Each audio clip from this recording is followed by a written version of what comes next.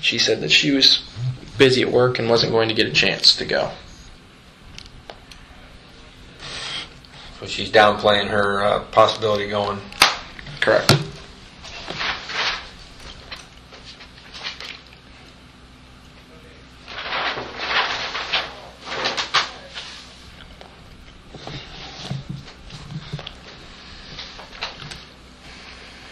Now that entire week of the 8th through the 15th, Casey's driving around Amy's car. The previous week, she was driving around Tony's car for the entire week. The 30th through the 5th, when Tony arrived back in town from New York.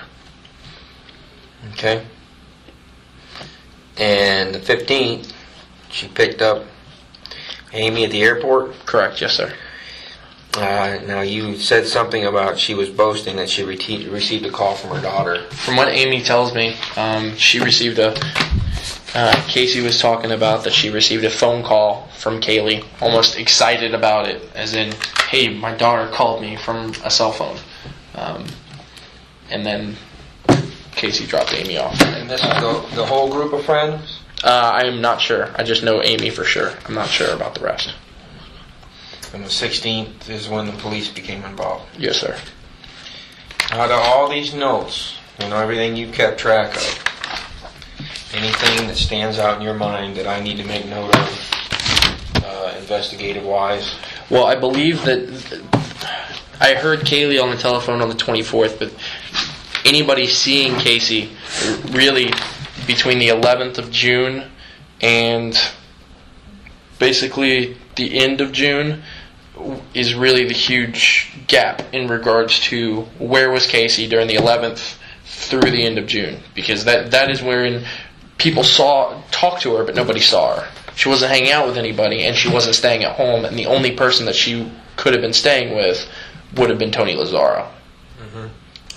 I think that is where this really gets specific in regards to where's Caylee. Because they saw her on the 10th, and according to her parents, she saw her on the 15th at Grandpa's place. But then, the 16th through the 30th, where's Casey? Where's Caylee? Have the parents talked to you much? I helped them at the house with with turning out the flyers and getting publicity out there and things of that nature. And they've talked to me and sat down and wanted to know what my relationship with Casey was, because Casey was not forthcoming about any portion of my relationship with her parents.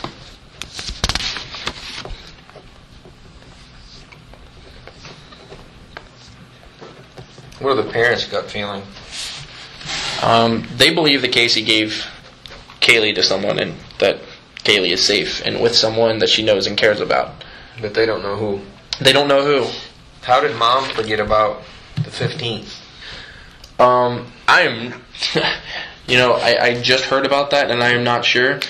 It doesn't make sense that on a day like the 15th, which would be Father's Day, that you would forget having Caylee with you on Father's Day when you went to go visit your father in a nursing home. That I just don't understand. But I personally haven't seen Caylee Marie Anthony since the beginning of the year. But that was because of her work and because her mother we didn't hang out a lot. You just heard her. Heard her, yes. Mm-hmm. You've seen Casey. I have seen Casey. Seen Caylee. I have not seen Caylee. But you heard her on the 24th. 24th, during the conversation. And possibly on other conversations. Exactly. It was always normal to hear Caylee in the background when I talked to Casey. But you're adamant regarding the 24th. Absolutely. Because that's the day you resigned. Correct. Yes, sir. Okay. Pretty noteworthy event in one's life. Correct. And you actually, on my phone records, it shows the 24th. As soon as my conversation ended with her, I was on the phone with the person who had to let me in the back door of where I was going in to resign. So his number is the very next number that I called so that I can get into the door and do what I have to do.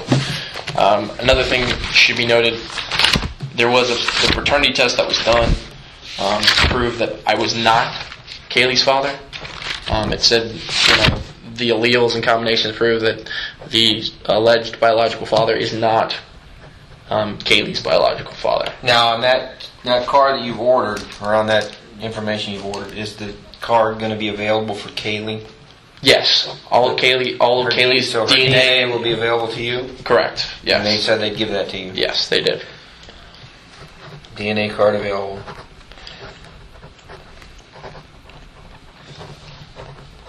And you, as soon as you get that, you'll get that to me. Absolutely. Okay. Raise your right hand for me, brother. Do you swear and affirm that everything you said today is true and correct? Yes, I swear. And one more time, just state your name for me. Jesse Grund. Corporal Eric Edwards, 1:06 p.m., July 23rd, 2008. Conclusion of interview. Thanks, man. No problem. When the paternity test results